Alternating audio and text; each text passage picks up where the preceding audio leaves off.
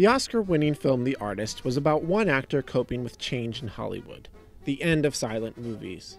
Today, we're seeing a different change. Just ask Nigel Boyd, who managed the costumes in The Artist. Last year was so dreadful. Nigel worked on only one film last year, so to make ends meet, he started at Western Costume, organizing their men's section. It's a job, my God, a full-time job.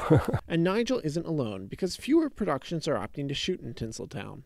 Since 2004, the film and television industry in Hollywood has lost more than 16,000 jobs, according to the Los Angeles County Economic Development Corporation. Where have those jobs gone? Out of state.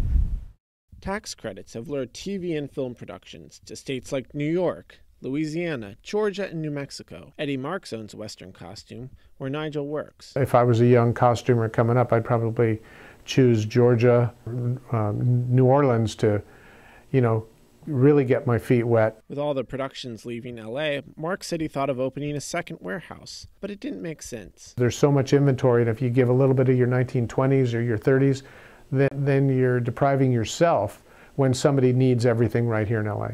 Staying in LA is a luxury that workers don't have, says Bob Iannacone, who runs the Costumers Union. The thing is, if the workers in California, it keeps families together. It keeps the dry cleaner, the guy that sells the coffee. It trickles down.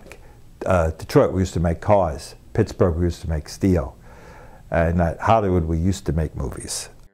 Back at Western Costume, Nigel sorts through pieces one by one. At the end of the day, it's still a job. Matt Hamilton, Hollywood.